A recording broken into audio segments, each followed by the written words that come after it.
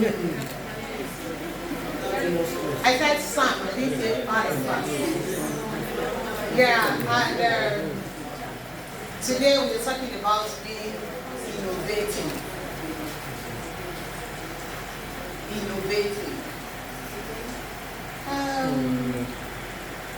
Can somebody actually tell me, okay, actually the answers have been given by Iglory on innovative. And as teachers, how can we use phonics as an innovative tool? How can we use phonics? I'm sure most of us have heard about phonics before, yes or no?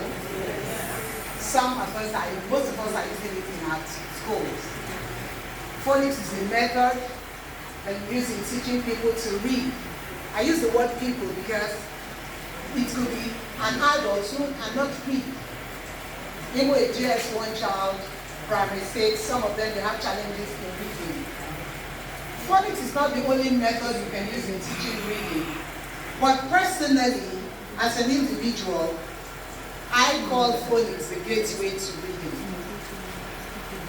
Because I've tried it, it has worked for me as a person. Just this term, a child was brought to our school. He was in primary 5, he couldn't read. And the parents were like, he's been like that, he's not been doing anything. And I said, okay, let's try it.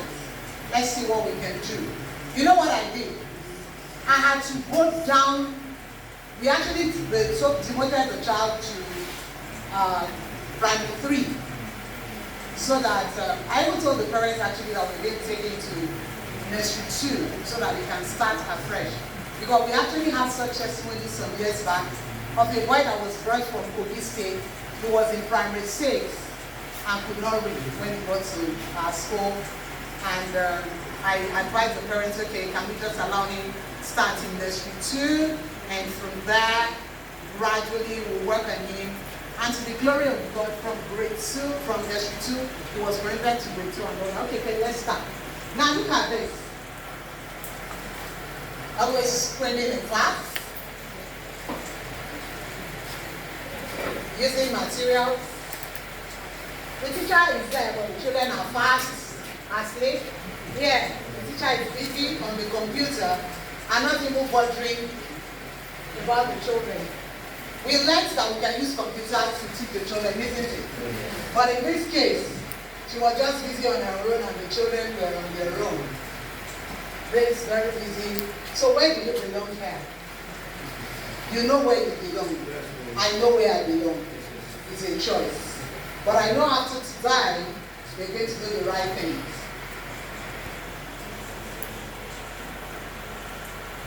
Our topic, use of phonics by teachers as an innovative learning tool for learners' development.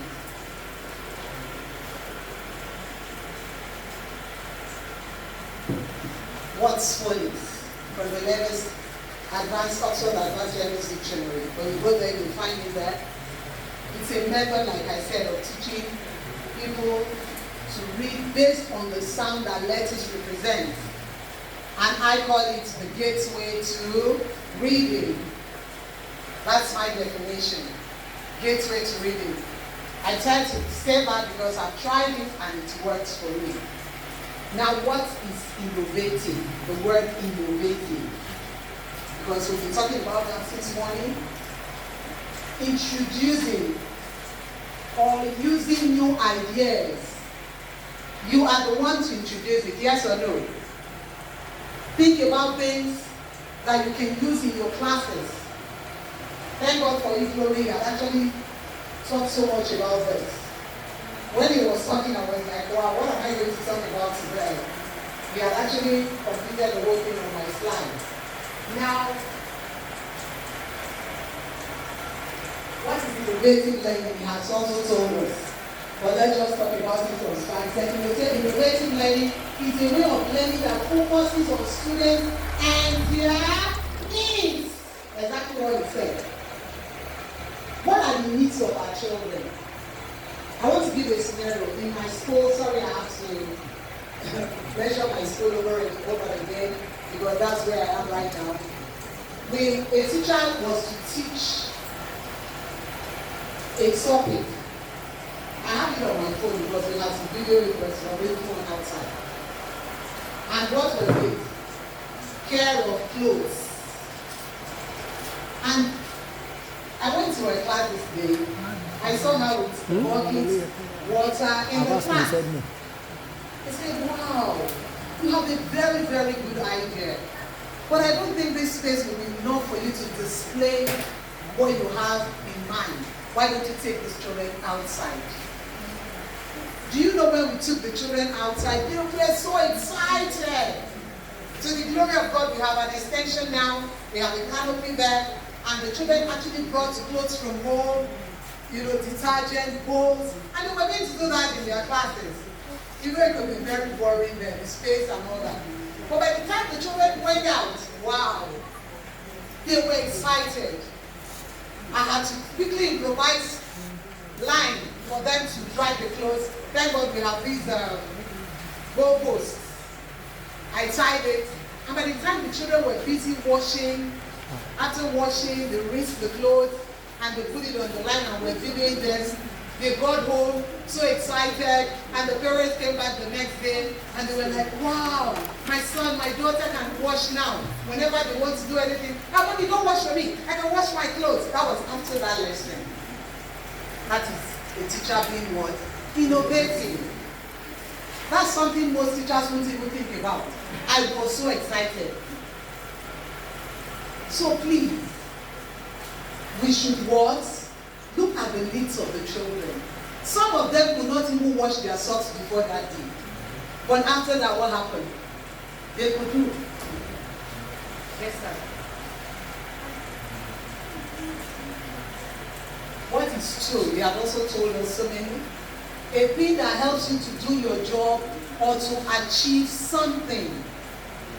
The teacher was able to use what she had, the environment, water, and everything, to teach the children to care for their clothes. Whatever topic you are handling, you can think about something you can use, like Iglory said, improvisation. There was a time when we were working with the state government, we were training their teachers, and I handled this topic, improvisation. Wow, it was fun in Ijebode. We did so many things using things we don't call anything. My son will always tell me, Mommy, should I throw this away or you're going to use it at home? Your tissue, when you're through using it, you can also keep what you call what? Your tissue paper, what do you call what is inside? You should be using it in your classes. Not all schools. Wow. Not all schools. It has escaped. I won't tell you. I mean, of course, use toilet rolls. After using the toilet roll, there's something left.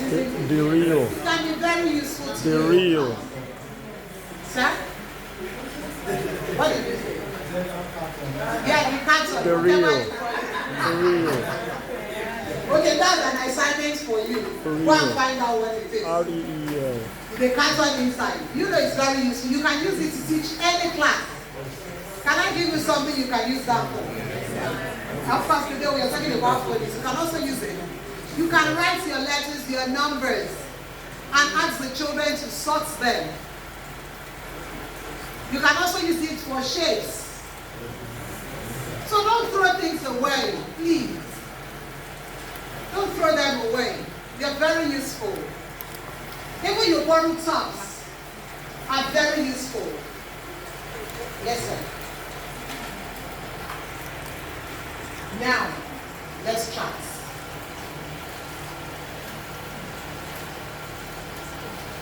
How can teachers use phonics as an innovative learning tool for learners' development? Now we are talking together. So I need to hear from you. Everybody will talk. My class, nobody, everybody will say something. Yeah. Yes, sir. How can we use phonics as an innovative tool? As a teacher, sir. Just say something. You may be right, you may not. I don't mind. The most important thing, you're chatting, you're having fun together. We should give you some time. Okay, ma'am.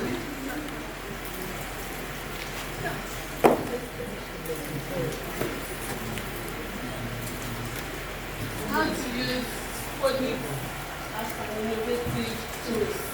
I think you said it all when you started. You said we can teach those people how to read. By the time we bring those letters of alphabet as phonics and you have taught us that. So we bring those alphabetical orders like 2 letters words, 3 letters words. By the time you start asking them to read 2 letters words. Once they get those 2 letters words, I remember there is this sound.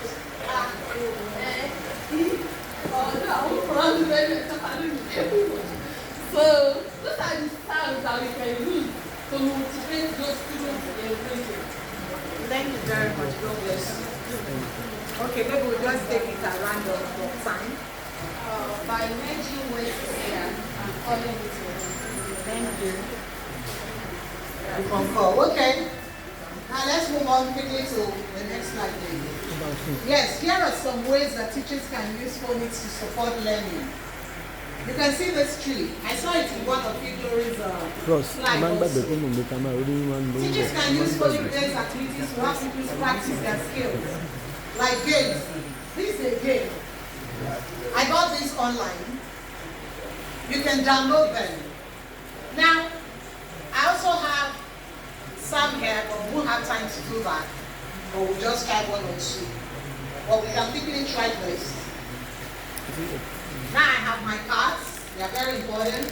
As teachers, if you can't make yours, if you can't buy, you can improvise by using cartons, cardboards to improvise this. Now this, I have pictures and letters. If you want to introduce them, you can use your cards.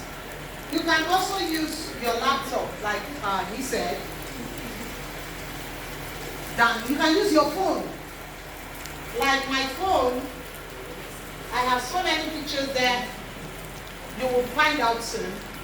You use your phone, you play it for them to hear you. Or just show them the pictures and ask them. Now, for example, I could just have an apple and I'll ask, let's say the names of all these pictures together. Ant at apple. Ant at apple. Everybody?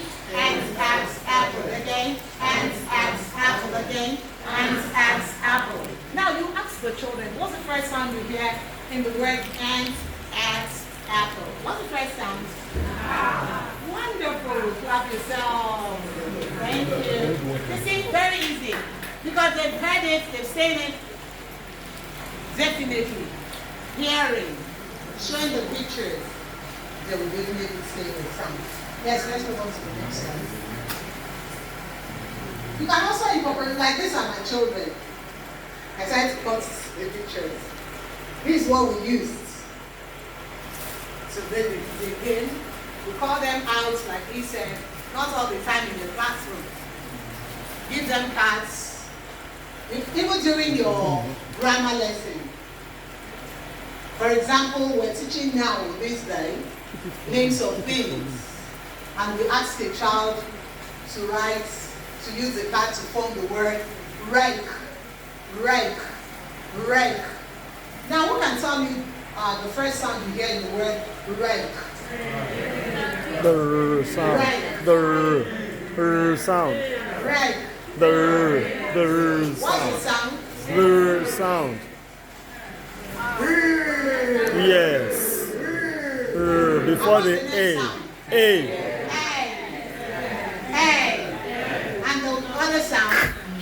How many sounds can you hear in the word rake? 3. How many sounds? 3. Wonderful children. Put your hands together for yourself. Yeah, they are my children. That's why I said I did I'm a teacher. Wonderful children. You can get 3 sounds, isn't it? But you know that when you write the word, you won't find the 3. You have how many letters? 4. Something happened to the last letter. It's a magic letter. So you say magic. You know magic goes away and comes back.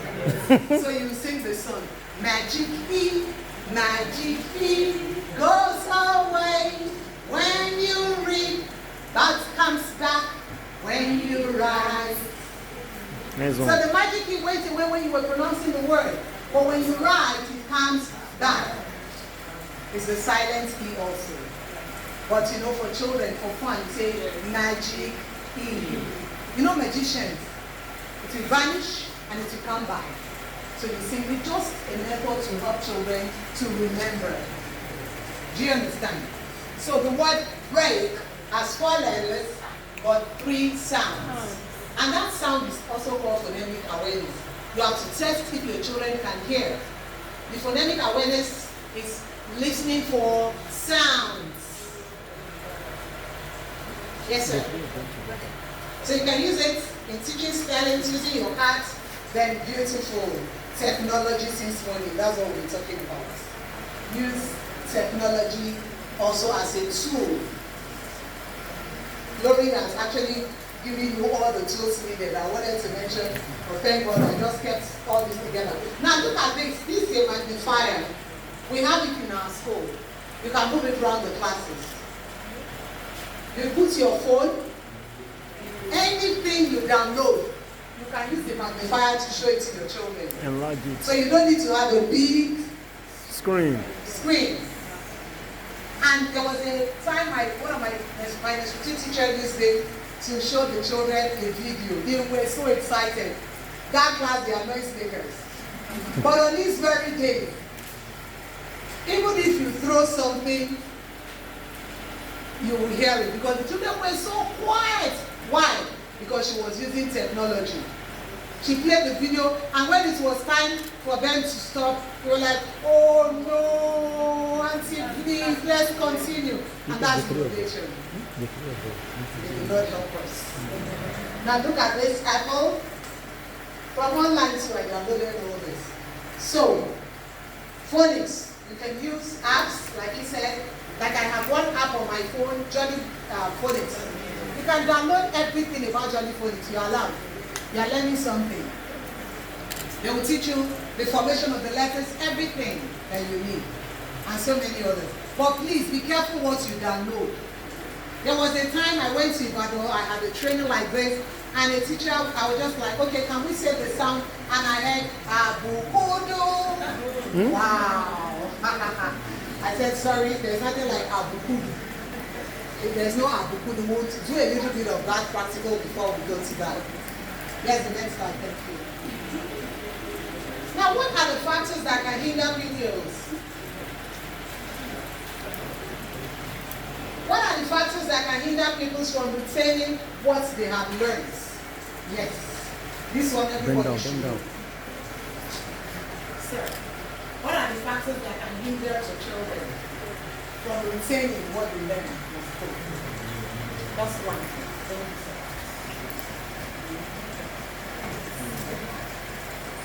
Let me say the learning environment. Thank you. Let's put our hands together for him. Yeah. The environment can affect. Thank you. Yes, ma'am. Beautiful. Wonderful teachers we have here. Thank you. Let's put our hands together for her. What are the factors that can hinder people from retaining what they have learned? When they refuse to practice what they have learned also. Yes, thank you. Thank you, sir. Bossy. Mommy, you're welcome. Thank you. When the class is not interesting you. Thank you. Thank you very much. Yes, there are some factors we have mentioned some. Sometimes environment, sometimes parents, sometimes films they watch. I went for a program and we advised not to watch too much of home videos so that we can speak right.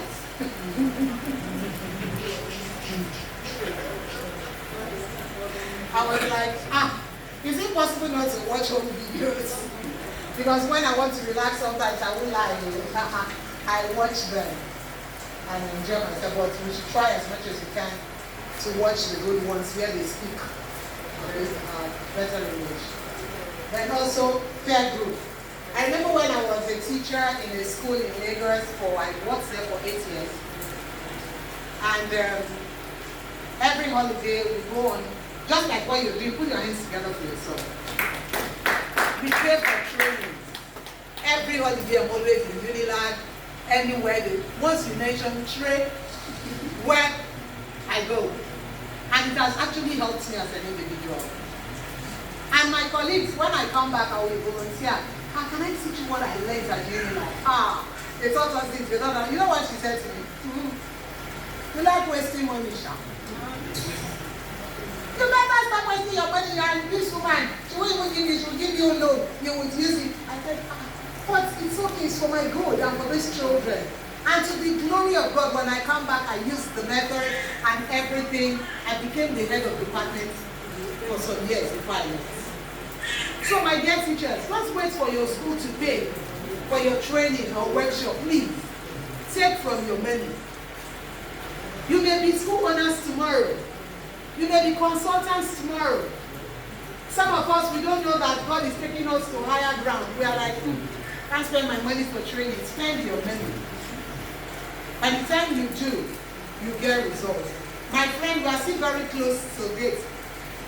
She's a school owner. She started 20 years ago before I started. I remembered when I went to her and was like, one day, you're going to be part of my facilitators when I'll be training people.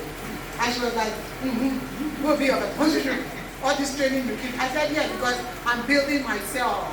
Don't worry. You go to the glory of God. She was actually part of the facilitators who were rounding, Ogun, and, she was like, Pat, this is your mouth. So you see, when you train yourself, preparing yourself for tomorrow, definitely it will come. It may not be today, but just keep doing the things you have to do to improve your classroom learning and teaching environment. Yes, please. How can we assist parents to support them? How can we assist parents to support their children to sustain what they have learned? This is very important. As teachers, as school owners, what are you doing to support the parents? They have learned. This is really funny. Some of them can't even speak good English. They don't even know, how do you support them as school owners and as teachers? Please, ma'am, I like your face, please. How do we do that? You are looking back, you're the one. You're beautiful, ma'am. You're beautiful. God bless you. You're welcome. How do we support our parents? So the question is, how can we assist parents to support their children? How can we assist them to support their children? As teachers. As teachers, It's good to communicate with the parents, either through the school, because there are some schools that won't allow teachers to speak directly to the parents. So through the school, let the parents know what is happening with the child. Some schools have communication book depending on the class of the child. So then some schools are allowed to let teachers phone the parents directly to say, this is what is happening with your child, this is what we noticed. But my advice now is this. Most teachers, we find it difficult to start with positive words when we are communicating. Sometimes, he does not know mathematics. He cannot write. And then he puts fear and tension in the parents. They feel, you know nothing good about my child. So as teachers, we have to learn to start with something positive about the child first and encourage the parents and give them a solution on how to help the child to move forward from where that child is. This is all I needed. Put your hands together for her. Thank you very much. God bless you. Yes. Do we all agree? Yes. Do we all agree? Yes. Start with positive words. How Lord do? Come on. I have tried. No change. I have. What else have you done apart from trying? Try again. Let's please think about something to help our children. I always say individual attention is very, very key in this class. Do you give your children individual attention? When a child is not doing well, teachers, you are the one that is not doing well. Don't forget that. If a child fails in your class, you have failed. Write it down. If a child fails, you as a teacher has also failed. You have failed. So, you have to do everything to make sure the children, they are happy coming to school. Some children, they don't even want to come to some teachers, their classes at all. Because the first thing they do, they'll come again. And you can't even learn. What are you using to help that child? There is a boy that could not read. I'm sorry, you know this reading thing is everywhere. What I did was to start a class on my own for that child in the school. So every Wednesday they bring them to me, to my office. I start with them. There was this girl that was brought, they were 8. You know the first thing I said to them? I didn't even teach the first day, but I motivated them. I told them, I said, you are all wonderful children. Who told you you can't read? It's a lie. You are all good children, you can read. All you need is your time. Play less. Concentrate on the notes you're giving. And I know, wonderful children. Those the ones that I say you cannot read, they will see you. Do you know, to my amazement, one of them, we had what we do in our school, impromptu tests. That impromptu test, I set questions. So I can go to your class, just pick your notes, write questions. The teacher will never see the questions for impromptu test. That is to show if you're really working in your class. And I conducted the test. They came one morning, I said, hello children, hello everyone, we're going to have tests. They were like, test. It is. Just 10 questions. And one of the children that came to for my program, in less than 2 weeks, she stopped coming. And she was one of the first in her class for the impromptu test. Motivation, your words, just like she said. Stop seeing the evil part, the bad side of the children. Say something good to them. Whatever you confess will come to pass. And when the parents saw it, because what we do, the first position, we put them on the parents' platform to encourage the parents and the children. And for the children, so they've been asking, when are we having the next impromptu test? And I told the parents, I said, what is the name? Impromptu. You don't know. Not prepared for. Because they want to get prepared. You don't prepare, you have to continue. So you discover that it also helps the children to be ready. Just like the Boy Scouts. Be prepared. So if you do something like that in your school also, it will also help the children. So please, let's encourage the parents, talk to them, teach them even the sounds of those letters you are teaching the children. It will help the parents also to help the children at home. Yes. Suggestion. Basically the use of technology, like we have been saying since morning. There is nothing technology cannot do for you today. All you need is this wonderful smartphone we use. Anything you need, just go there. From all Igori have told us, type it and get your information. But please, always read whatever you get online. Some of them are incomplete. So don't just say, it's from online. No. Take your time to read also. Yes, sir. In conclusion, Theodore Levitt, renowned economist, reminds us that creativity is thinking up. It's what? Thinking up new things. Innovation is doing new things. So, as teachers, we must be creative and what? Innovative. Next slide, please. Now, practical session. We're going to learn our sounds. I'm sure so many of us will know this, isn't it? But we'll just play around with it. So,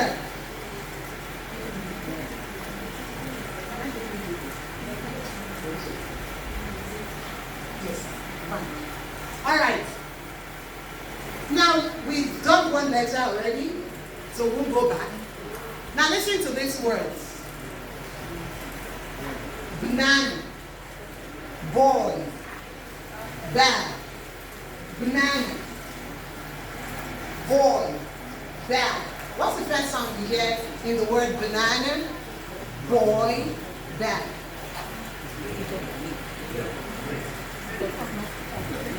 The first sound is B. Clap your hand. So what's the first sound? Well, we've got time. We'll just run through the sounds together, okay? Because I have less than 10 minutes. Now let's write.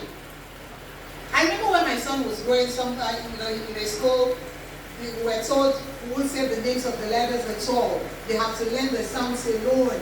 Because, it's a phonics class, blah, blah, 10 words. I told myself, no. What the children here at home is A, B, C, D, yes or no? Yes. So how do you want to separate that from the sound? It's not possible. They have to go side by side. So let's erase sounds L. Let's erase sounds. So even the mommy at home will know. Even my old mother at 90 knows L. Even if she cannot write it, she has heard about it. A, B, C, D. So when the papa at home, the way we can also help the parents now, that's all I'm saying. When they hear A, they know that the A is the one that makes the sound R. They want you to understand your language. But when you say, you don't need the letter names at all, you just work on the sound. What about the situation, like in the word we treated when we were doing the nouns? Like Reich. The name is there. So they have to go side by side, please. When you're teaching the names and the sound of the letters, please teach the names also. So let's erase sounds. A. Say A. B. B. B. B. B. B. B. That's your ticket out of this place. If you don't know your sound, you won't go home. Let me see. Back of your tongue. What happened?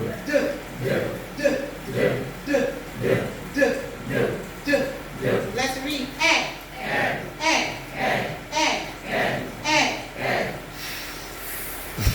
You saw? As if you're blowing the candle. Good. Good. Good. Good. Good. Good. Good. Good. Good. No. Go. Good. As if you're tired. That's the bridge. Let's write. As in a day. Yeah, Yoruba a day. Remember a day? That's the sound. As in ink. Not ink. Ink. Sit. Pig. Pit. The A sound. Let's join. J. As in jump. Yum. Jump. Letter K. Now letter K and letter C have the same sound. They are not different. So for the little children, you tell them that letter C is a curling. It's curling. While letter K is a kicking. Kicking. You know the K has leg. As if it's trying to kick. While letter C is a curling. Letter L. You raise the tongue out.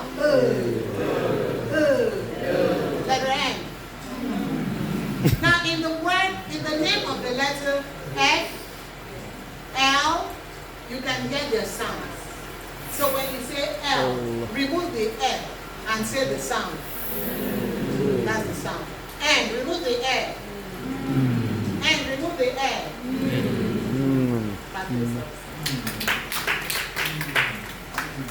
Letter P. That's actually the voiceless for B. When you want to learn B, you start with, oh sorry, letter O. Round, orange, octopus. Letter P.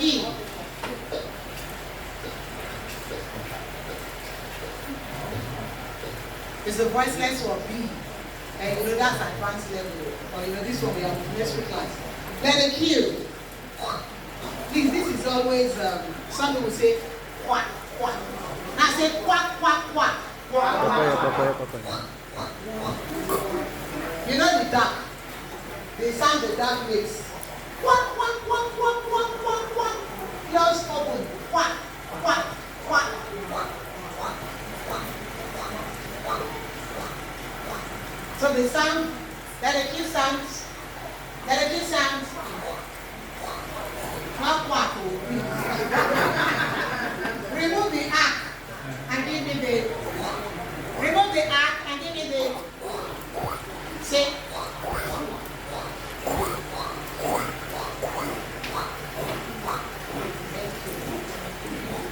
letter R.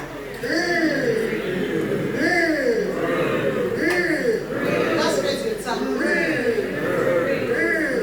Not read, please. You are adding a vowel. Rats. Remove the art and give me. Thank you. Let's rest. Like that thing. Nice. Let it T.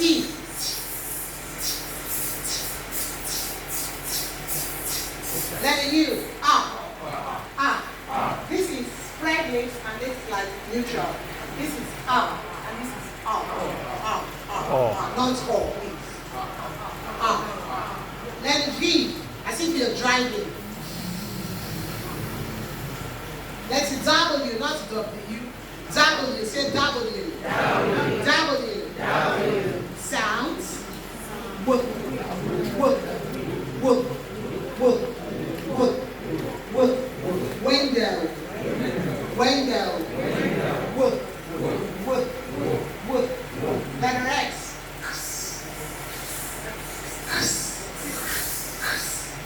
Say kiss. Kiss. Remove the N and give me.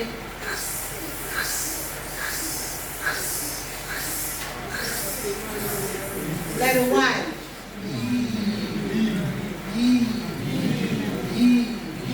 And letter Z like the busy bee. Can we take it again? Can we take it again? Say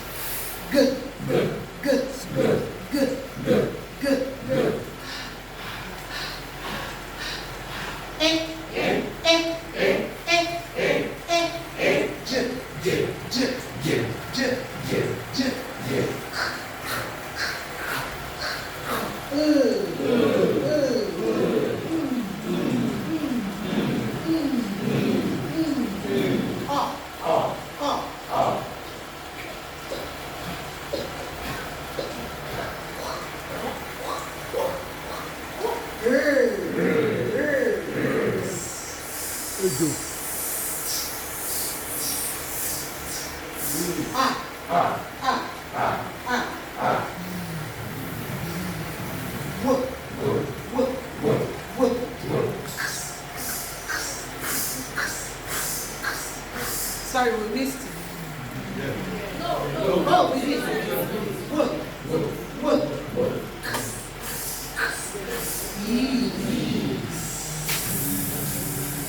Okay, let's take it row by row.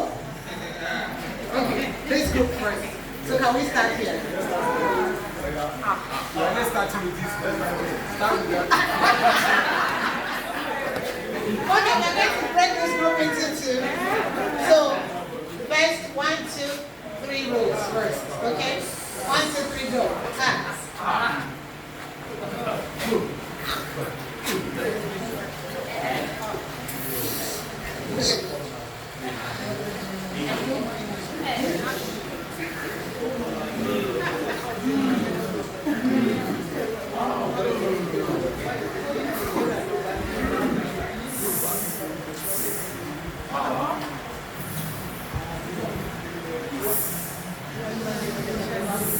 Well done. Good try. Clap yourself.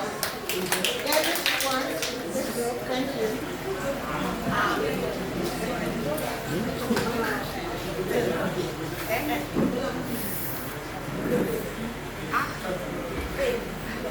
She's busy. Oh.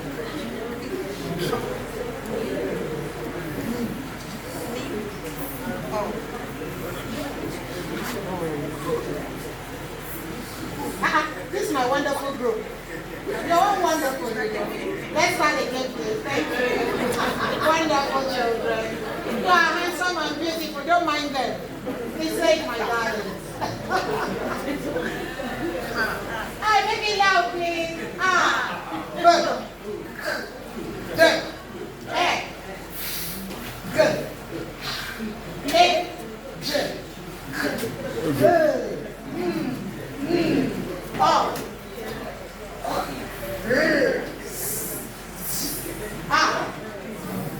One. Clap yourselves, wonderful children. Yes, my wonderful children, are you ready here? Yeah. All right, let's go. 1, 2, go.